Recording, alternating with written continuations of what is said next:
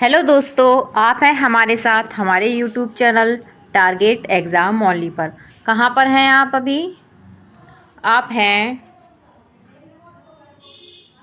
Target exam only पर, ठीक है। और यहाँ पर आपको पता ही है हम आपके लिए फ्री बैच लेके आए हैं और इस हमारे फ्री बैच का नाम है प्रशिक्षु बैच। क्या नाम है? प्रशिक्षु बैच, ठीक है। तो जल्द से जल्द ज़्यादा से ज़्यादा लोगों को हमारे इस बैच से जोड़िए ताकि वो भी इस फ्री टारगेट जो फ्री बैच है, हमारा प्रशिक्षु बैच है, इसका फ़ायदा उठा सकें और अपने डीएलएड में अच्छा स्कोर पा सकें, ठीक है, फर्स्ट सेमेस्टर में। तो आप हमारे चैनल को लाइक कीजिए, शेयर कीजिए एंड सब्सक्राइब कीजिए और अपने बेल आइकन को अच्छे से प्रेस कर लीजिए ताकि आपको हमारा जो क्लासेस का नोटिफिकेशन है वो टाइम से मिल जाए और आप हमारी क्लास में टाइम से आ सकें, ठीक है। और अपना जो है डीएलएड में एक अच्छा स्कोर पा सकें। अब हम यहाँ पर अपना जो टाइम टेबल देख लेते हैं कि कौन से टीचर हमें किस सब्जेक्ट को पढ़ाएंगे। तो सबसे पहले मैं आपको पढ़ाऊंगी, हिंदी सब्जेक्ट पढ़ाऊंगी और ये आपका होगा 11 बजे, तो आप आना ना भूलिए, ठीक है। और इसके बाद आपको अंजलि मैम पढ़ाएंगी। अंजलि मैम आपको संस्कृत पढ़ाएंगी और इनकी टाइमिंग 4 बजे की होगी। और फिर आपको रंजीत सर पढ़ाएंगे। रंजीत सर आपको मैथ्स पढ़ाएंगे। तो मैथ्स इनकी टाइमिंग आपकी जो होगी वो 6 बजे की होगी, ठीक है। उम्मीद है आपको ये जानकारी समझ में आ गई हो गई। उम्मीद है आपको ये जानकारी समझ में आ गई होगी। अब हम चलिए आगे बढ़ते हैं और अपनी आज की क्लास स्टार्ट करते हैं, ठीक है। अब जल्दी जल्दी आप मुझे कमेंट कीजिए कि आप क्लास में आ चुके हैं ताकि मुझे भी पता चले कि कौन कौन बच्चा प्रेजेंट है। कमेंट कीजिए। चलिए अब हम स्टार्ट करते हैं अपनी क्लास। तो यहाँ पर मैं आपको डीएलएड फर्स्ट सेमेस्टर की एक बार हम ये देख लेते हैं। और यहाँ पर सब्जेक्ट क्या है? हमारा हिंदी सब्जेक्ट है और इस प्रश्न पत्र जो है इसका नाम है षष्टम, मतलब सिक्स्थ। क्या है? 6 नंबर है। और आज हम पार्ट 2 करेंगे, ठीक है। क्या करेंगे? पार्ट 2 करेंगे, ठीक है। और पार्ट हमने एक जो है पार्ट 1 हम कंप्लीट कर चुके हैं। आप प्लेलिस्ट में जाके मेरी क्लासेस देख सकते हैं और आप पहली क्लासेस से स्टार्ट कीजिए जिसमें मैंने सिलेबस कराया है, क्योंकि जब तक आप सिलेबस नहीं देखेंगे तब तक आप सब्जेक्ट को अच्छे से प्रिपेयर नहीं कर पाएंगे, ठीक है। आपको समझ में ही नहीं आएगा कि ये सब्जेक्ट जो है ये चैप्टर मैम क्यों करा रही हैं हमें, ठीक है। तो सबसे पहले आप मेरी फर्स्ट क्लास देखिए और उसके बाद धीरे धीरे आप मेरे साथ साथ जो है अपना सिलेबस कंप्लीट कीजिए।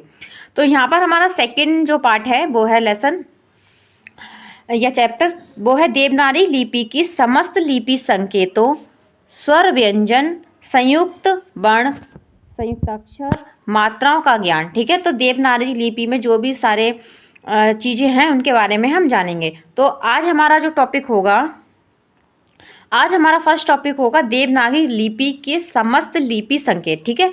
तो हम पहले अपनी देवनागरी लिपि के बारे में जानेंगे कि ये क्या है, इसको परिभाषा द्वारा और जो है और भी जो इसके लाभ हैं और इसके दोष जो हैं, इसमें जो भी उद्देश्य हैं, उन सबको हम डिटेल में जानेंगे। इससे पहले आप हमारे चैनल को ज़्यादा से ज़्यादा लोगों को शेयर कीजिए। टारगेट एग्ज़ाम ओनली को ज़्यादा से ज़्यादा लोगों को शेयर कीजिए ताकि वो इस हमारे प्रशिक्षु किस बैच का नाम हमारा क्या है? प्रशिक्षु बैच से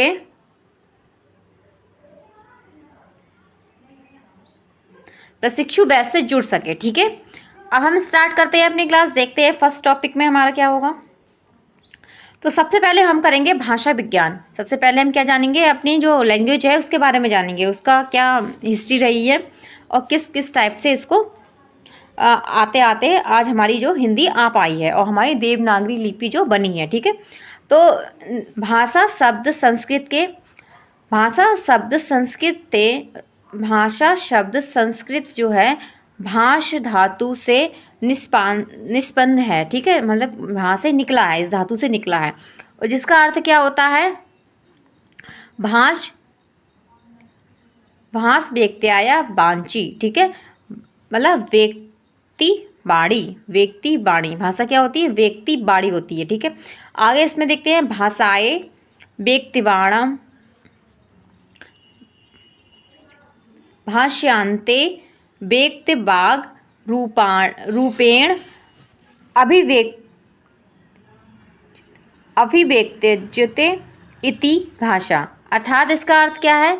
भाषा उसे कहते हैं जो व्यक्ति वाणी के रूप में अभिव्यक्त की जाती है। ठीक है, जो वाणी के रूप में हम अभिव्यक्त कहते हैं उसे हम क्या कहते हैं? भाषा कहते हैं। ठीक है, अब इसकी परिभाषा देख लेते हैं।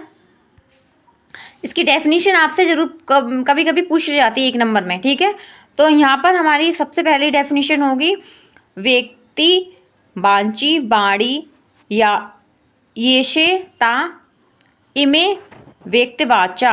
ठीक है, इसका अर्थ क्या होगा? जो वाणी वर्ण में व्यक्ति को, जो वाणी वर्ण में व्यक्ति हो उसे क्या कहते हैं? भाषा कहते हैं। ये किसके अनुसार है? ये पतंजलि जी के द्वारा दिया गया है। पेन थोड़ा बड़ा कर लेते हैं इसकी।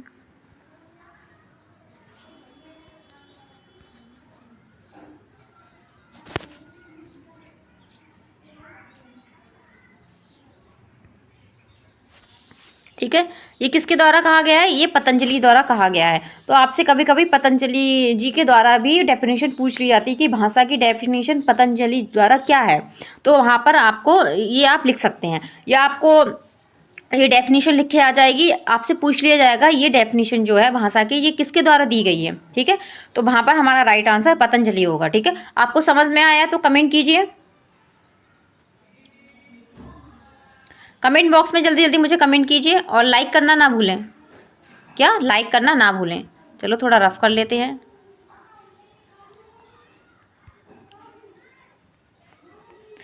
अब इसकी और भी परिभाषाएं हैं, जो और भी मतलब और भी हमारे लोग हैं जिन्होंने जो भाषा है उसकी परिभाषा अलग अलग तरीके से दी है। तो इसमें अब हमारा है सेकंड हमारी हो गई, भाषा वह साधन है जिसके द्वारा, भाषा वह साधन है जिसके द्वारा मनुष्य अपने विचार दूसरों पर भली भांति जो है प्रकट कर सकता है, दूसरों के सामने जो प्रकट कर सकता है, और दूसरों के विचार आप स्पष्टता समझ सकते हैं। ठीक है, तो ये किसके द्वारा कहा गया है? ये कहा गया है कामता प्रसाद गुरु के द्वारा। ठीक है, जो कामता प्रसाद हैं उनके द्वारा ये डेफिनेशन दी गई है। ठीक है, अगर आपको वो टफ लग रही है तो आप इसमें से कोई भी मतलब अपनी तैयार कर सकते हैं। अगर आपको भाषा से रिलेटेड क्वेश्चन आ रहा है तो आप वहाँ पर डेफिनेशन लिख के आएंगे तो इससे एक अलग ही इंप्रेशन पड़ेगा टीचर के ऊपर। ठीक है, तो जाना आप ये चाहें कि 2 नंबर के क्वेश्चन अगर आप लिख रहे हैं तो वहाँ पे एक जो परिभाषा आप डाल दें, छोटी मोटी जो भी है, छोटी सी ही याद कर लीजिए लेकिन डाल दीजिए। और लेकिन ये आपको इसलिए याद भी करनी है कि अगर कभी आपको ऐसे पूछ लिया जाता है कि ये डेफिनेशन किसकी है तो आपको ये तो मतलब क्लियरली याद रखना है। ठीक है, तो सेकंड हमारी डेफिनेशन क्या होगी जिन ध्वनि चिन्हों द्वारा मनुष्य परस्पर विचार विनिमय करता है उसको समष्टि रूप से भाषा कहते हैं। ठीक है, उसे हम क्या कहते हैं? भाषा कहते हैं। ये किसके द्वारा कहा गया है? ये कहा गया है बाबूराम सक्सेना के द्वारा। किसके द्वारा? बाबूराम सक्सेना जी के द्वारा कहा गया है। ठीक है, अब आगे नेक्स्ट डेफिनेशन देखते हैं। थर्ड हमारी अगली डेफिनेशन हमारी है वो है भाषा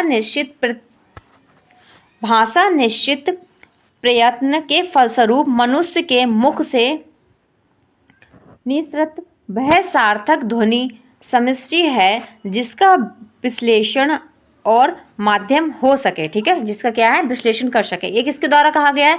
ये कहा गया है डॉक्टर भोलानाथ तिवारी के द्वारा कहा गया है। ये डेफिनेशन दी गई है। ठीक है, अब आगे चलते हैं। अब हमने भाषा की विशेषताएं देख लेते हैं। कभी कभी आपको क्वेश्चन में ये पूछ लिया जाता है कि भाषा की विशेषताएं क्या हैं, बताइए। ठीक है, तो ये भी आपके लिए क्या है? इम्पोर्टेंट है। क्या है? इम्पोर्टेंट है। यहाँ पे सारे पॉइंट्स जो आपके इम्पोर्टेंट है तो आप इनको बहुत ही ध्यानपूर्वक देखिए। ठीक है, तो पहला इसमें क्या है? भाषा सामाजिक संपत्ति है। भाषा हमारी क्या है? सामाजिक संपत्ति है। ठीक है, सेकंड क्या है? भाषा अर्जित संपत्ति है। भाषा अर्जित संपत्ति क्यों? क्योंकि हम इसको अर्जित करते हैं, ऐसे मतलब इसे हमें अर्जित करना पड़ता है ऐसे सीखने के लिए। इसकी क्या है? विशेषता है। थर्ड क्या है? भाषा क्या है? परंपरागत वस्तु है। क्या है? परंपरागत वस्तु। तो एक पीढ़ी से दूसरी पीढ़ी तक चलती रहती है। ये क्या होती है? हमारी परंपरागत वस्तु होती है। ठीक है, और अगला है भाषा परिवर्तनशील है। भाषा क्या है? परिवर्तनशील है, मतलब चेंज होती रहती है। क्या हो जाती है? चेंज होती रहती है। मतलब अगर हम किसी और स्थान पे हैं तो हमें अलग तरीके से भाषा बोलनी है। जैसे हम अपने घर में हैं तो हम अलग लैंग्वेज का यूज करते हैं। अगर हम बाहर जाते हैं, नौकरी वगैरह करने जाते हैं तो वहाँ पर हम अलग लैंग्वेज का यूज़ करते हैं। ठीक है, और फिफ्थ इसमें क्या है? फिफ्थ में भाषा भाव संप्रेषण का माध्यम है। भाव संप्रेषण का माध्यम तो बहुत ही इंपॉर्टेंट है ये, ठीक है, क्योंकि हम एक दूसरे के भाव को समझते हैं, उसका आदान प्रदान करते हैं और संप्रेषण करते हैं, ठीक है। तो ये भाषा जो हमारी होती है इसकी विशेषता है। अब आगे देखते हैं और विशेषता क्या है इसकी। अगली इसकी विशेषता है भाषा अनुकरण से सीखी जाती है। मतलब किसी को हम बोलते हुए देखते हैं, जब बच्चा किसी अपने घर में किसी को बोलते हुए देखता है तभी उसको बोल बोल के जो है वो भाषा को सीख जाता है। तो क्या है, ये बहुत ही इंपॉर्टेंट है आपके लिए, क्या है, अनुकरण का माध्यम है, अनुकरण।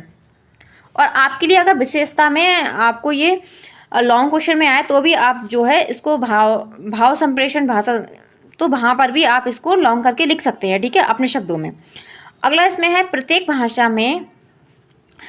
भाषा की संरचना पृथक होती है। तो सारी भाषाएं जो होती है उनकी अलग अलग तरीके की संरचना होती है। जैसे इंग्लिश होती है, क्या होती है, इंग्लिश लैंग्वेज होती है, तो उसके लिए हम अलग रूल बनाए गए हैं, ठीक है। और हिंदी हमारी लैंग्वेज होती है, तो हिंदी लैंग्वेज के लिए हमारे अलग रूल बनाए गए। तो सभी के लिए सबकी संरचना जो है पृथक है। ऐसी उर्दू है, फारसी है, इन सबके सीखने के जो तरीके हैं वो अलग अलग होते हैं, ठीक है। और अगला है भाषा सतत प्रभामान सहज और नौसंगिक होती है। कैसी होती है, सहज होती है और नौसंगिक होती है। और अगला इसका पॉइंट है भाषा जटिलता से सरलता की ओर उन्मुख होती है। मतलब भाषा को हम सीखने के लिए सबसे पहले जटिल, मतलब जैसे वर्णमाला है हम उसको सीखते हैं, वो जटिल होती है, ठीक है। उसके बाद हम धीरे धीरे सरल की ओर जाते हैं, ठीक। आपसे कभी क्वेश्चन पूछ लिया जाता है कि भाषा का क्रम क्या होता है, सरलता से जटिलता की ओर, या जटिलता से सरलता की ओर, तो इस टाइप से आपको क्वेश्चन भी पूछ लिया जाता है। तो ये भी आपके लिए इम्पोर्टेंट एक पॉइंट है। और अगला है संयोगात्मकता से वियोगात्मकता की ओर उन्मुख करती है, ठीक है। संयोगात्मकता से वियोगात्मकता की ओर क्या है, उन्मुख करती है हमारी, क्या होती है, भाषा जो होती है। और आगे देखते हैं। अब हम भाषा के क्या है प्रमुख चरण देख लेते हैं। कभी कभी आपको क्वेश्चन में पूछ लिया जाता है कि भाषा के प्रमुख चरणों का वर्णन कीजिए, तो वहाँ पर आपके मतलब कि आप क्वेश्चन बैंक में देखेंगे उठा के तो आपको ये सब नहीं मिलेगा। ये मैंने आपके लिए जो स्पेशली मैं लेके आई हूँ, ताकि आपका कोई भी क्वेश्चन अगर आता है तो आपसे छूटे नहीं। तो ये आपके लिए केवल बीटीसी के लिए नहीं है, डीएलएड के लिए नहीं है, ये आपके लिए सीटेट लेवल का भी मैं करा रही हूँ, सीटीईटी के लिए भी करा रही हूँ, ठीक है। तो आप इसको बहुत अच्छे से सीरियस होकर पढ़िएगा। तो इसमें पहला चरण क्या होगा, आंगिक, क्या होगा, आंगिक। सेकंड क्या होगा, वाचिक। और थर्ड क्या होगा, लिखित। फिर फोर्थ क्या होगा, यांत्रिक, ठीक है। ये हमारे क्या होते हैं, भाषा के चरण होते हैं। ज़्यादा से ज़्यादा आपको केवल इसके मतलब कि चरण ही पूछे जाएंगे, इनको डिटेल में ज़्यादा आपसे नहीं पूछा जाएगा, ठीक है। अब आगे देखते हैं। अब हम देखते हैं अपनी देवनागरी लिपि, ठीक है। देवनागरी लिपि के बारे में जानेंगे, इसका विकास देखेंगे, इसकी हिस्ट्री देखेंगे, किस तरीके से जो है ये हमारे देवनागरी लिपि जो है हिंदी की लिपि बनी है। तो देवनागरी लिपि का विकास, तो लिखित भाषा में मूल ध्वनियों के लिए जो चिन्ह मान लिए गए हैं वे भी वर्ण कहलाते, क्या कहलाते, वर्ण कहलाते।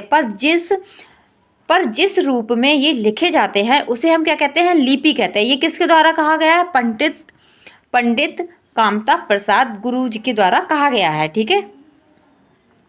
आगे देखते हैं। लिपि विकास मुख्यतः निम्न अवस्था मानी जाती है। लिपि के विकास के लिए बहुत सारी अवस्थाएं मानी जाती है। इसमें पहली अवस्था क्या होती है, पहली अवस्था होती है चित्रलिपि। पहले हम क्या करते थे, चित्रलिपि चलती थी हमारी, फिर आई प्रतीक लिपि, उसके बाद आई भाव लिपि, फिर आई ध्वनि लिपि, ठीक है। इस तरीके से हमारी लिपि का जो है विकास हुआ है। तो उम्मीद है आपको ये समझ में आ गया होगा कि लिपि का हमारी विकास किस टाइप से हुआ है। क्योंकि अगर हम लिपि के बारे में जानना है तो उसको पूरा डिटेल में जाने, पहले हम उसकी हिस्ट्री जानेंगे तभी हम लिपि के बारे में और जान पाएंगे, ठीक है। अब आगे देखते हैं, नेक्स्ट पे चलते हैं। तो यहाँ पर ये हमारी लिपि है और लिपि का ये क्रम है, ठीक है। आपको क्लास अच्छी लगी है तो लाइक करना नहीं भूलिए और कमेंट भी कीजिए। आपको अगर समझ में आ रहा है तो आप कमेंट कीजिए। आपको कोई क्वेश्चन है तो आप वो भी क्वेश्चन कर सकते हैं। और जैसे कि कल की क्लास में जो मैंने कराई थी उसमें आपने कमेंट किया था कि मैम प्रैक्टिस सेट भी कराइए, तो हम आपको प्रैक्टिस सेट भी कराएंगे। लेकिन जो है थोड़ा बहुत कोर्स तो हो जाए तभी तो आप प्रैक्टिस सेट कर पाएंगे, लेकिन वो भी आपके लिए करा ही जाएगा। हम कोशिश करेंगे कि संडे टू संडे हम प्रैक्टिस सेट कर लें, ठीक है, कि चैप्टर कंप्लीट कर लें। तो उसी चैप्टर से रिलेटिव हम जो कुछ क्वेश्चंस आपको करा देंगे, जिससे जो है आपकी प्रैक्टिस भी होती रहेगी, ठीक है। तो अगर ये सही लगता है आपको तो कमेंट कर सकते हैं, आप मुझे कमेंट कीजिए। और सजेशन कीजिए कि और हम और अच्छा कैसे कर सकते हैं, ठीक है, इस बैच को और अच्छे तरीके से आपके सामने कैसे ला सकते हैं। आइए अपनी क्लास में देखते हैं, क्लास में आ जाते हैं। तो चित्रलिपि होती है, ठीक है, प्रतीक लिपि, भाव लिपि, ध्वनि लिपि। तो इसमें फर्स्ट टाइप हमारा क्या होता है, अक्षरात्मक। क्या होता है, अक्षरात्मक। तो भारत की सारी लिपियां जो होती हैं अक्षरात्मक है। आपसे कभी पूछा जाए कि भारत की लिपियां कैसी हैं, तो वहां पे कैसी है आप बताएंगे, अक्षरात्मक लिपियां, ठीक है। और सेकंड क्या होती है, इसका सेकंड टाइप जो होता है वो होता है वर्णात्मक। क्या होती है, वर्णात्मक। जो रोमन लिपियां होती हैं वो कैसी होती हैं, वर्णात्मक होती हैं। तो ये भी आपके लिए एक क्वेश्चन बनता है। क्या बनता है, एक क्वेश्चन बनता है, ठीक है।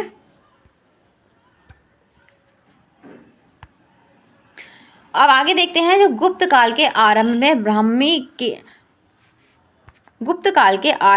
ब्राह्मी के दो भेद हो गए, ठीक है, दो भेद हो गए, उत्तर ब्राह्मी और दक्षिणी ब्राह्मी। तो दक्षिणी ब्राह्मी में जो था तमिल लिपि थी और कलिंग लिपि थी, तेलुगु कन्नड़ लिपि थी, ग्रंथ लिपि थी जो जो हमारे के तमिलनाडु है, मलयालम लिपि हमारी है, ठीक है, ग्रंथ लिपि से विकसित हुई है, ठीक है, इसके विकास जो हुआ है। अब आगे देखते हैं कि किस तरीके से इसका विकास हुआ है। तो हम इसको इमेज के द्वारा समझेंगे कि किस टाइप से जो है इसका हमारा विकास हुआ है, क्योंकि अगर आप ये देखेंगे तो आपको अच्छे से और समझ में आएगा। लिखने से ज़्यादा हम जो है चित्र में, मतलब कि बुक देख के जो हम समझते हैं। तो यहाँ पे है उत्तरी ब्राह्मी लिपि, जो नगरी लिपि का विकास किस टाइप से हुआ है। तो यहाँ पे देखिए उत्तरी ब्राह्मी लिपि कब हुई है, 360 ईस्वी तक थी, ठीक है। फिर आई है गुप्त लिपि, ये है 4वीं से 5वीं शताब्दी तक रही है। क्या, 4वीं से 5वीं सदी तक रही है। फिर आई है सिद्ध मृत्तिका लिपि। क्या आई है, सिद्ध मृत्तिका लिपि, ठीक है। और ये कब आई है, ये 6ठी शताब्दी में आई है और 8वीं और 9वीं शताब्दी तक चली है, ठीक है। इसके बाद आई है कुटिल नीति। क्या आई है, कुटिल लिपि आई है, ठीक है आपकी। तो कुटिल लिपि को दो भागों में बांटा गया है। तो पहला हमारा क्या है, देवनागरी लिपि है, जो 9वीं सदी में आई है। आपसे कभी पूछा जाए कि देवनागरी लिपि किस सदी में आई है, तो वहाँ पे आपको ये क्या है, क्वेश्चन बनता है कि हमारी 9वीं सदी में जो है हमारी देवनागरी लिपि का आगमन हुआ है या वो आई है। और इसका सेकंड होगा, वो होगी शारदा लिपि। तो शारदा लिपि कब आई है, ये 10वीं सदी में आई है, ठीक है। आपसे कभी क्वेश्चन में ये भी पूछा जाता था कि देवनागरी लिपि किस लिपि के द्वारा आई है, तो वो आएगी आपकी कुटिल लिपि के द्वारा आई है, ठीक है। तो शारदा लिपि को हम जो है 4 भागों में बांटा गया है। तो इसमें पहला क्या है, गुरुमुखी, फिर कश्मीरी, फिर लहदा, फिर है टकारी, ठीक है। तो ये आप इसके बारे में आपको ज़्यादा डिटेल में पूछा नहीं जाएगा। ये मैं आपको इसलिए लेके आई हूँ क्योंकि इसमें देवनागरी लिपि का बहुत ही महत्वपूर्ण रोल है, ठीक है, कि वो किस टाइप से आई है, हमें इसका क्रम पता चल रहा है यहाँ पर। उम्मीद है आपको समझ में आ गई। अगर आपको समझ में आई है तो कमेंट जरूर कीजिए, लाइक कीजिए, शेयर कीजिए एंड सब्सक्राइब कीजिए। ज़्यादा से ज़्यादा लोगों को शेयर कीजिए और हमारे इस प्रशिक्षु बैच से जोड़िएगा, ठीक है। अब आगे चलते हैं, आगे देखते हैं लिपि के, अपनी देवनागरी लिपि के बारे में। तो यहाँ पर देवनागरी लिपि का नामकरण देख लेते हैं कि इसका नाम जो है किस टाइप से आया है, कि कैसे कैसे ये देवनागरी लिपि हमारी आई है। तो देवनागरी लिपि को क्या कहते हैं, लोकनागरी एवं हिंदी लिपि भी कहा जाता है। आपसे कभी क्वेश्चन में पूछा जाए देवनागरी लिपि को और किन किन नामों से जाना जाता है, तो वहाँ पर आपको बताना पड़ेगा कि लोकनागरी और हिंदी लिपि के नाम से हम देवनागरी लिपि को जानते हैं। अब देखते हैं देवनागरी का नामकरण क्या है, विवादास्पद है, मतलब इसमें विवाद है काफ़ी, ठीक है। जहाँ तक विद्वान जो है गुजरात के नगर ब्राह्मणों से इसका संबंध जोड़ते हैं, उनका मानना है कि गुजरात में सर्वप्रथम जो है प्रचलित होने से वहाँ के पंडित वर्ग अर्थात नगर ब्राह्मणों के नाम से इसे क्या है, नागरी कहा गया है। अपने अस्तित्व में आने के तुरंत बाद इसमें क्या है, देव भाषा संस्कृत क्या थी, देव भाषा संस्कृत को लिपिबद्ध किया, इसीलिए नागरी को क्या कहते, नागरी में देव शब्द जुड़ गया और बन गई देवनागरी। तो यहाँ पर हमने जाना है कि देवनागरी है, इसका नाम किस तरीके से आया, ठीक है, ये किस तरीके से जो है हमारी लिपि जो आई है, इसका नामकरण किस टाइप से हुआ है, ठीक है। उम्मीद है आपको समझ में आया होगा। अब आगे देखते हैं हम, आगे हम देखते हैं देवनागरी लिपि का जो स्वरूप है, क्या है इसका स्वरूप कैसा है।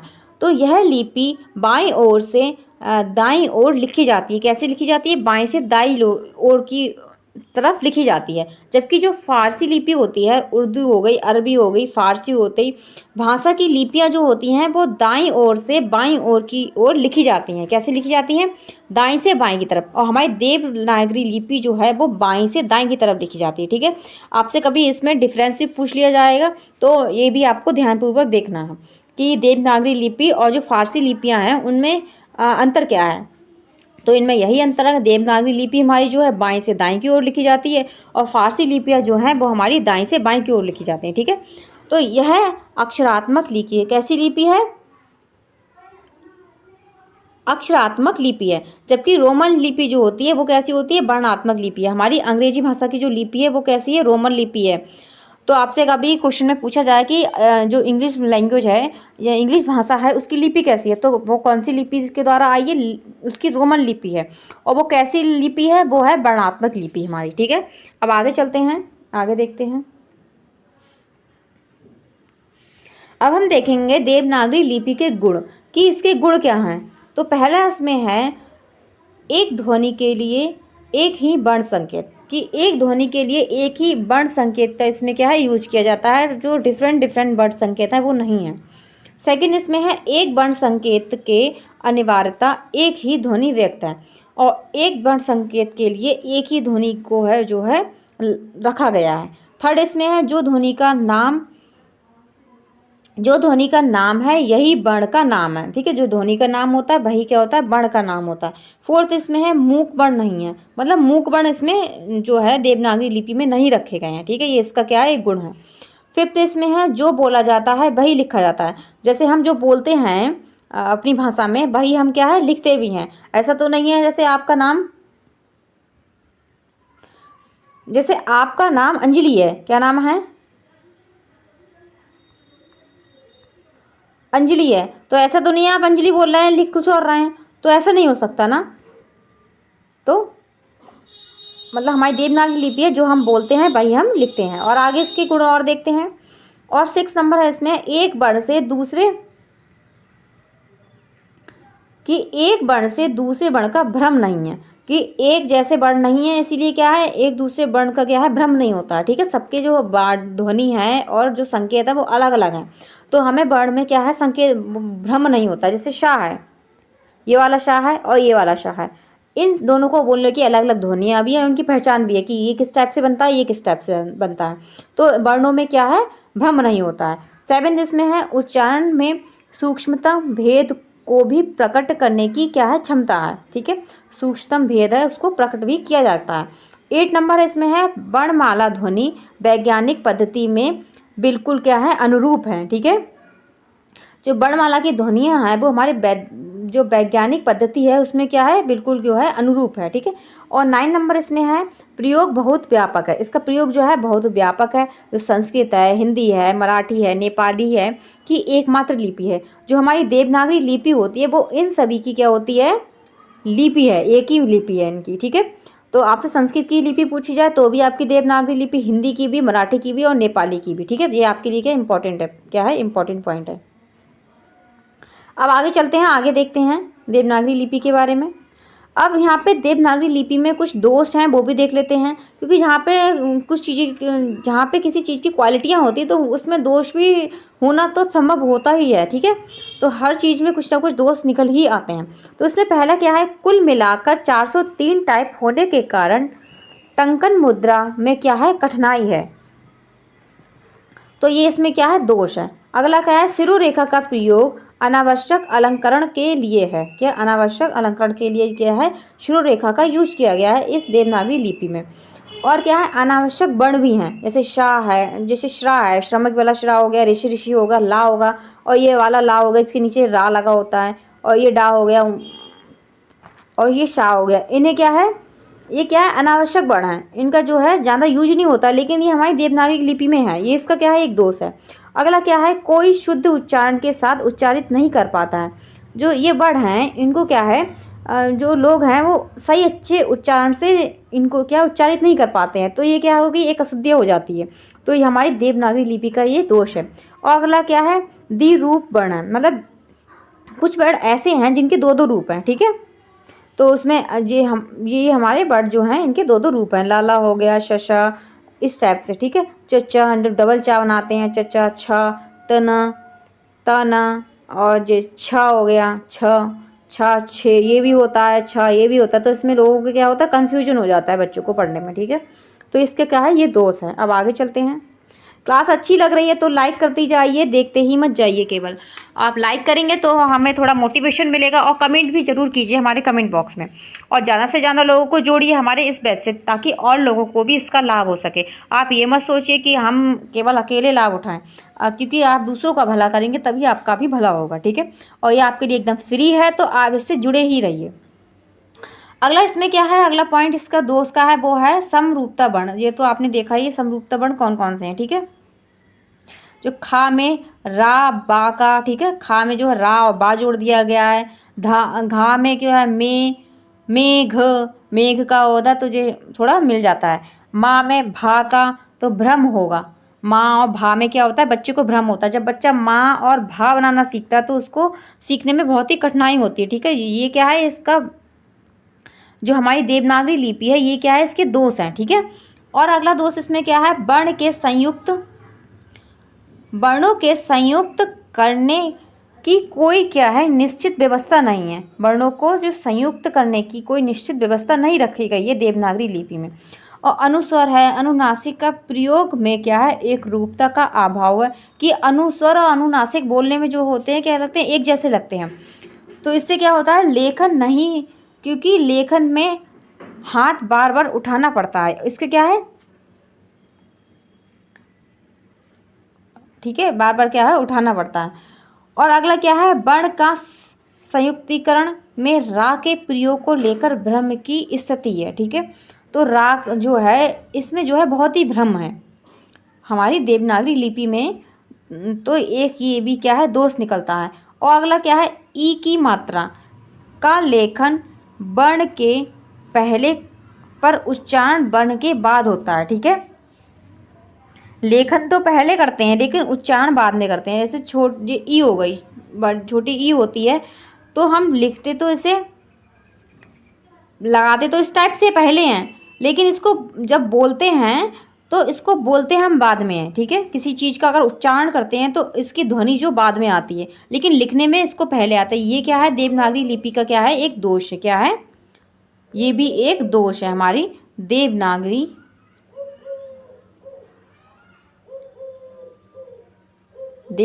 लिपि में, ठीक है। अब आगे चलते हैं। यहाँ पर हमने देवनागरी लिपि के गुण और दोष भी देख लिए हैं।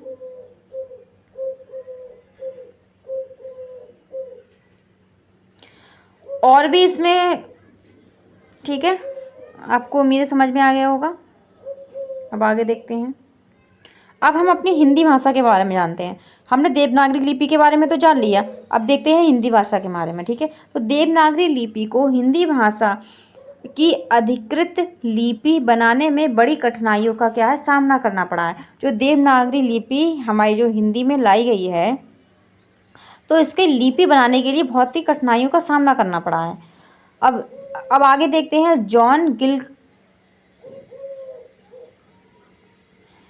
गिलक्राइटल, ठीक है, जो है जॉन गिलक्राइटल हैं, वो हिंदी भाषा और फारसी भाषा के क्या हैं, इनको लाने वाले हैं, ठीक है। आप ये कह सकते हैं यहाँ पर इनको लाने, आपसे पूछा जा सकता है कि हिंदी भाषा और फारसी भाषा की जो लिपि है उसको लाने वाले कौन है, ये आपको पूछा भी गया। आप प्रीवियस ईयर उठा के देखिए, उसमें आपको पूछा गया, ये नाम आपको दिखाई दे जाएगा, ठीक है, जॉन गिलक्राइस्टल, ठीक है। आगे देखते हैं। फोर्ट विलियम कॉलेज 1800 से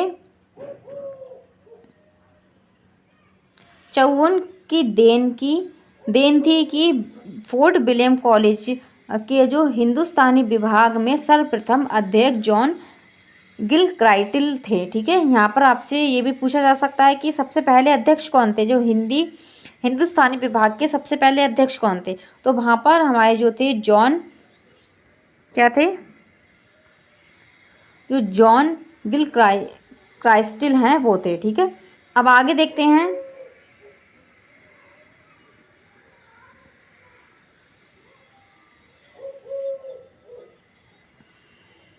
और इनके अनुसार क्या है, हिंदुस्तानी की 3 बोलियां थी।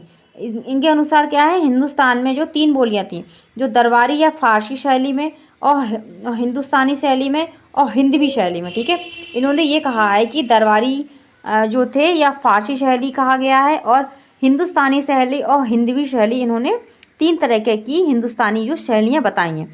आपसे कभी क्वेश्चन में पूछा जाए कि हिंदी भाषा में कितनी शैलियाँ हैं, कि कितनी शैलियाँ बताई गई हैं, और कभी कभी आपसे पूछ लिया जाएगा कि किसके द्वारा बताई गई हैं, तो इनके द्वारा बताई गई हैं। तो बेफारसी शैली का दुरहु तथा हिंदवी शैली को जो गवाऊ मानते थे, वो क्या मानते थे, हिंदवी शैली को गवाऊ मानते थे। इसीलिए इन्होंने हिंदुस्तानी शैली को प्राथमिकता दी है। इन्होंने क्या, हिंदुस्तानी शैली को प्राथमिकता दी है। ठीक है, अब आगे देखते हैं। ये कुछ की पॉइंट्स है जो हमने जाने हैं। अब देख लेते हैं कि हिंदी भाषा का विकास कैसे हुआ है, कि किस टाइप से विकास हुआ है। ये क्रम आपसे पूछ लिया जाता है एग्जाम में, सीटेट में भी पूछा गया है आपसे कभी कभी, और 1 नंबर में भी आपसे पूछ लिया था। इसलिए आपके लिए जो 1-2 नंबर यहाँ से पक्के होते हैं। तो सबसे पहले हमारी क्या, संस्कृत आई है। क्या है, संस्कृत। फिर चलते चलते फिर क्या आई, पाली आई। फिर हमारी प्राकृत आई।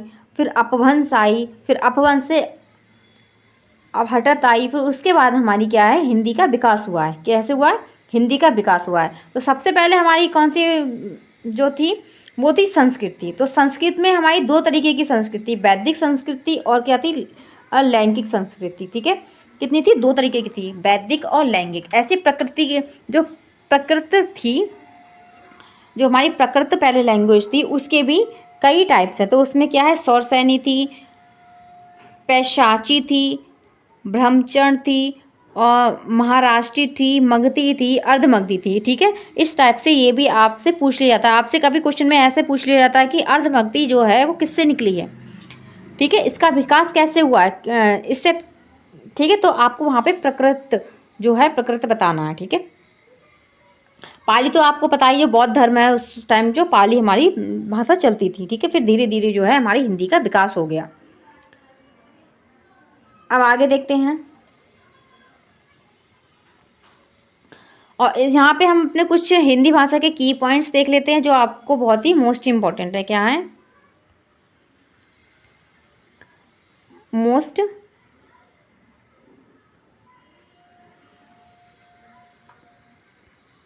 क्या है, ये आपके लिए मोस्ट इम्पॉर्टेंट है।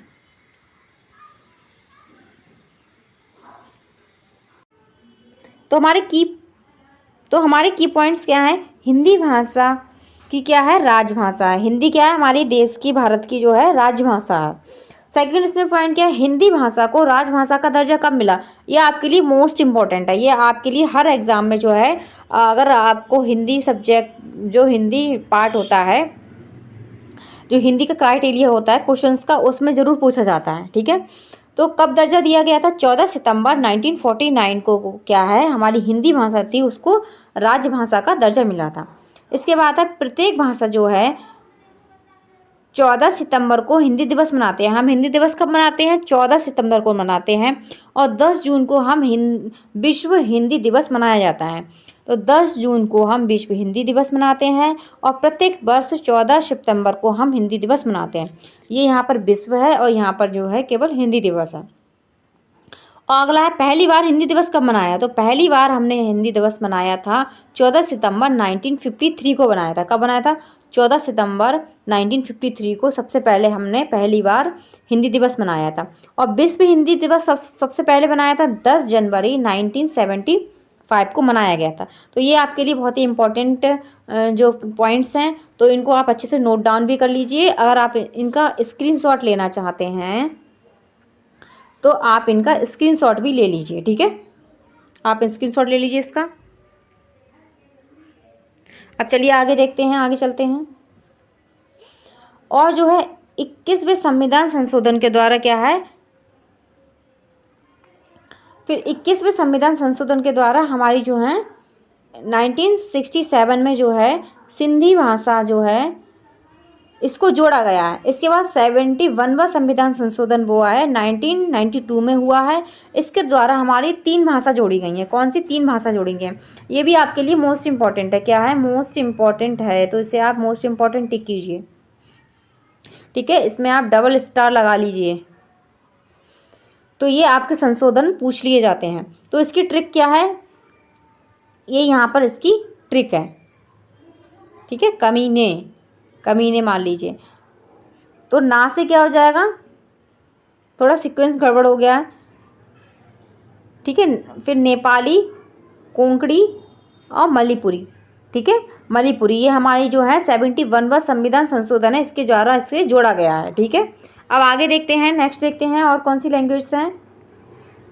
और 92वां संविधान संशोधन जो हुआ था 2003 में हुआ था, इसके द्वारा हमारी 4 भाषा को जोड़ा गया। कितनी भाषा? 4 भाषाओं को जोड़ा गया है। और ये कौन कौन सी भाषाएं हैं? ये हमारी इसकी ट्रिक होगी कि बूढ़ी डोकरी मांगे थाली। क्या है? बूढ़ी डोकरी मांगे थाली। तो बूढ़ी से क्या होगा? बोंडो, डोकरी से क्या होगा? डोगरी, और मांगे से क्या होगा? मैथिली, थाली से क्या होगा? संथाली। तो आप इसको बहुत ही इम्पोर्टेंट रखिए, इम्पोर्टेंट टिक किसे भी कीजिए, क्योंकि ये भी आपको बहुत ही क्वेश्चन में पूछा जाता है कि कौन कौन सी लैंग्वेज को हमारा जो है रखा गया है हमारे संविधान संशोधन द्वारा। तो सर्वप्रथम हिंदी को उपभाषा तथा बोली में वर्गीकरण 1995 में अब्राहिम जो ग्रियन ने जो किया था। ठीक है, और वर्तमान समय में हिंदी की 5 उपभाषाएं हैं और 18 बोलियां हैं। हमारी कितनी 5 उपभाषाएं कितनी हैं हिंदी में? 5 उपभाषाएं हैं और 18 क्या हैं? आपकी बोलियां हैं। ठीक है, अब हम देखते हैं इनको कि कौन कौन सी हमारी। तो हमारी उपभाषाएं कितनी है? 5 हैं, और ये हमारी क्या है? उपभाषाएं हैं। इसे आप अच्छे से देख लीजिए, आप इसका स्क्रीनशॉट भी ले लीजिए। तो उपभाषा हमारी क्या है? राजस्थानी है। पहली क्या है? पहली हमारी राजस्थानी है, फिर दूसरी पश्चिमी हिंदी है, फिर तीसरी हमारी उपभाषा क्या है? पूर्वी हिंदी, फिर चौथी है, फिर 5वीं है। ठीक है, जो हमारी ये हैं 5 उपभाषाएं हैं। ठीक है, राजस्थानी में हमारी इसकी बोलियां कौन कौन सी है? पूर्वी राजस्थानी, पश्चिमी राजस्थानी, उत्तरी राजस्थानी और दक्षिणी राजस्थानी। ठीक है, और इसके बाद है तो पूर्वी राजस्थान में हमारी क्या? जयपुरी आती है और ढूंढरी आती है। इसके बाद पश्चिमी राजस्थानी में क्या आती है? मारवाड़ी आती है। तो उत्तरी राजस्थानी में मेवाती आती है और दक्षिणी राजस्थानी में मालवी आती है। ठीक है, ये आपकी बोलियां हैं। ठीक है, और इसके बाद पश्चिमी हिंदी में जो आती है कैरवी आती है, बांगरू आती है, बुंदेली आती है, कन्नौजी आती है और ब्रजभाषा आती है। तो ब्रजभाषा ये हमारे लिए क्या इंपॉर्टेंट है? हमारी बरेली में कौन सी भाषा बोली जाती है? ब्रजभाषा बोली जाती है। इसके बाद पूर्वी हिंदी है। पूर्वी हिंदी में क्या है? अवधी हो गई। क्या हो गई? इसको थोड़ा रफ करते हैं। तो ये आपके लिए जो इम्पोर्टेंट है, ये आप इसको ध्यान रखिए। पूर्वी हिंदी में अवधी होगी, बघेली होगी, छत्तीसगढ़ी होगी। ठीक है, तो इसे हम ऐसे ABC करके सीक्वेंस से याद कर सकते हैं। A से अवधी होगी, B से बघेली होगी और C से छत्तीसगढ़ी होगी। ठीक है, इसके बाद बिहारी आती है। तो बिहारी में क्या है? भोजन मत मिला। इसकी क्या है? ट्रिक हो गई। क्या हो गई इसकी? ये ट्रिक हो गई, भोजन मत मिला। ठीक है, थोड़ा रफ करते हैं। ये आपकी 4 नंबर, ये आपका 5th नंबर। ठीक है,